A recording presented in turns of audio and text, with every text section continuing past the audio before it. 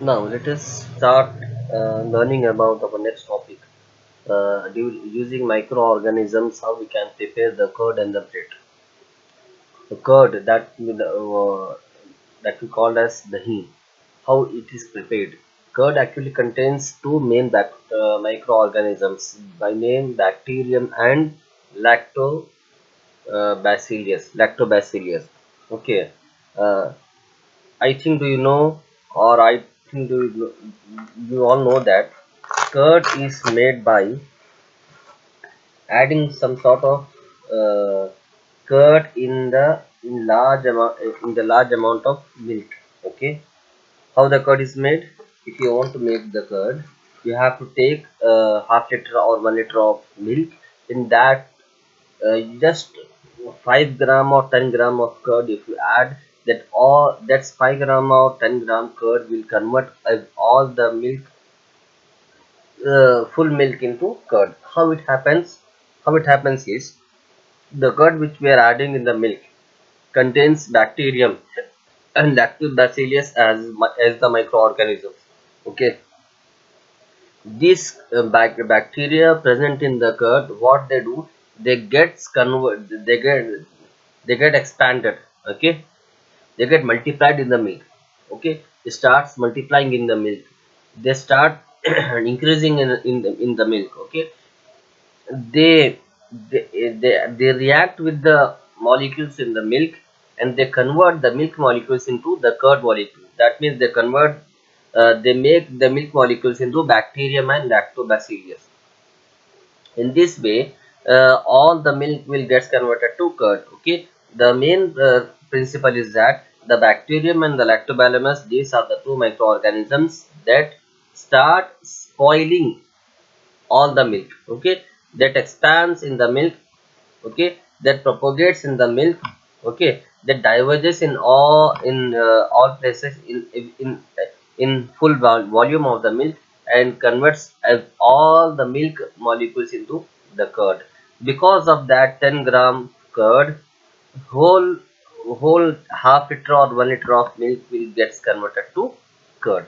Okay, bacteria are also involved in making of cheese, pickles, and many other food items. An important ingredient of rava, soji, and idli and bathura is curd, is dahi. Can we guess why? Because bacteria and yeast are also helpful for fermentation of rice idlis and dosa batter.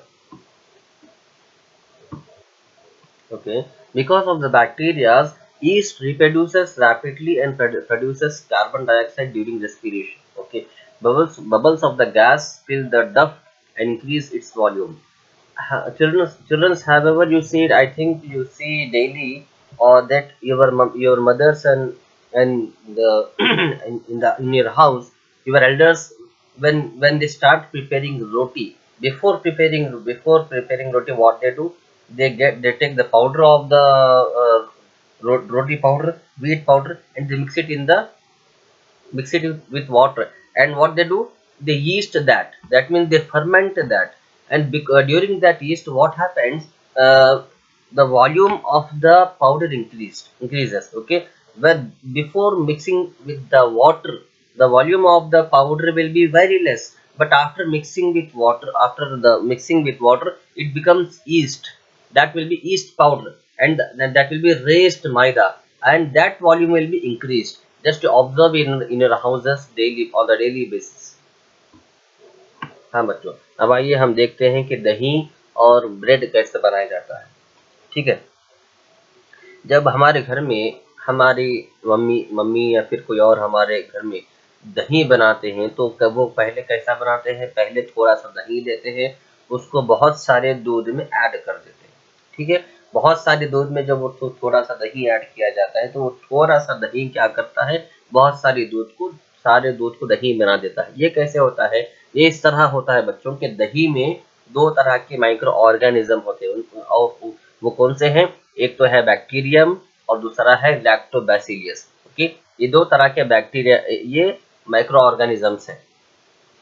ये दो तरह के micro organism जो दही में होते हैं, ये क्या करते हैं, अपने दही में से सारे दूध में फैल जाकर दूध के सारे मॉलिक्यूल्स को बैक्टीरियम और लैक्टोबैलेमस में कन्वर्ट कर देते हैं, और ये इसी वजह से सारा दूध जो है दही बन जाता है। दैट मीन मतलब ये हुआ कि दही दही में सिर्फ और सिर्फ दही में सिर्फ और सिर्फ दो चीजें होती है।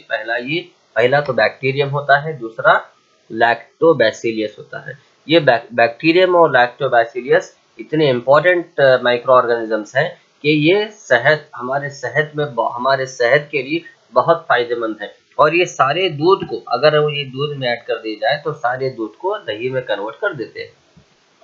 और आप देखें, दही कभी भी आपके घर में सोजी बना हो या इडली बनी हो या भटूरा बना हो, तो इसमें दही ऐड होती ही होती है। क्यों? इस वजह से क्योंकि उसमें उबाल पैदा हो, ठीक है, उबाल पैदा हो। और bacteria and yeast are also helpful for fermentation of rice, idlis and dosa. इसी तरह बैक्टीरियाज और यीस्ट इडली बनाने में, डोसा बनाने में ये बहुत काम आने वाली चीजें हैं। अब सवाल पैदा होता है कि यीस्ट किसे कहते हैं? भाई EAST, यीस्ट। यीस्ट मतलब गुने हुए आटे को यीस्ट कहते हैं। घर में जब हमारे घर में जब हम रोटी बनाई जाती है, तो रोटी को सेकने से पहले क्या किया जाता है?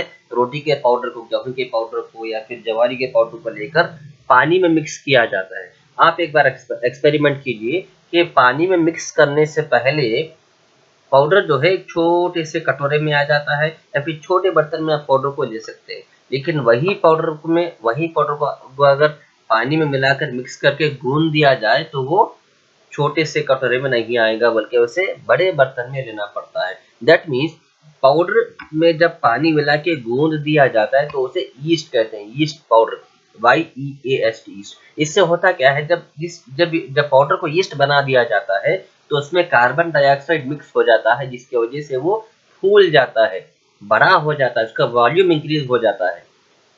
और यही ये ईस्ट इसीलिए होता है क्योंकि उसमें बैक्टीरिया मौजूद होता है, ठीक है। बैक्टीरिया मौजूद होने की वजह से उसका वॉल्यूम इंक्रीज होता है। इडली आप घर में एक्सपेरिमेंट करो, आप 2 रोटी खाओ, ठीक है। एक आप सुबह नाश्ते में 2 रोटी खाओ, लेकिन आप दोपहर में खाने लंच में सिर्फ 2 इडली खाओ।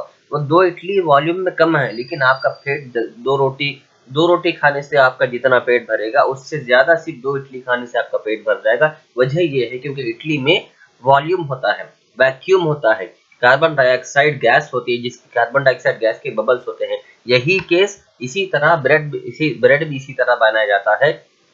ब्रेड बनाने के लिए जब मैदा लिया जाता है, तो मैदे को यीस्ट पाउडर में अच्छी तरह गूंदा जाता है। इतना ज्यादा गूंदा जाता है कि वो थोड़ा सा पाउडर भी बड़ा ब्रेड बन जाता है। इसलिए उसमें वॉल्यूम इंक्रीज हो जाता है। और उसमें वॉल्यूम इंक्रीज क्यों होता है? कार्बन डाइऑक्साइड की मौजूदगी की वजह से वॉल्यूम इंक्रीज होता है। और वो वॉल्यूम इंक्रीज क्यों होता है? बैक्टीरिया की वजह से वॉल्यूम इंक्रीज होता है। और ये वॉल्यूम इंक्रीज होने की वजह से आप सिर्फ 2 ब्रेड खाएंगे तो आपका पेट भर जाएगा, जबकि 2 रोटी 2 ब्रेड से ज्यादा है, लेकिन फिर भी 2 रोटी खाने से उतना पेट नहीं भरता जितना सिर्फ 2 ब्रेड खाने से आपका पेट भर जाता है। ये किस वजह से होता है? ये इस वजह से क्योंकि उसमें बैक्टीरिया मौजूद होता है। वो बैक्टीरिया क्या करता है? उस पाउडर के वॉल्यूम को इंक्रीज करता है, उस पाउडर के वॉल्यूम को बढ़ा देता है, उस पाउडर के वॉल्यूम को ज्यादा कर देता है, जिसकी वजह से थोड़ा सा खाने पर भी आपका पेट भर जाता है। अब देखेंगे कमर्शियल यूज। माइक्रो ऑर्गेनिजम्स का कमर्शियल यूज क्या है? कमर्शियल यानी बिजनेस के लिए। माइक्रो ऑर्गेनिजम्स बिजनेस के लिए क्या फायदा देते हैं? Micro organisms are used for the large scale production of alcohol, wine and acetic acid. Yeast is used for commercial production of alcohol and wine. For this purpose, yeast is grown on natural sugars present in grains like barley, wheat, rice, crushed fruit juice, etc.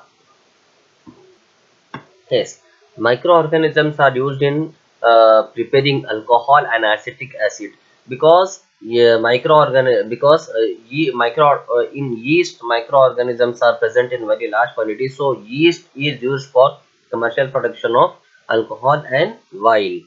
For this purpose, yeast is grown on natural gas. Because of this, yeast is the production of yeast is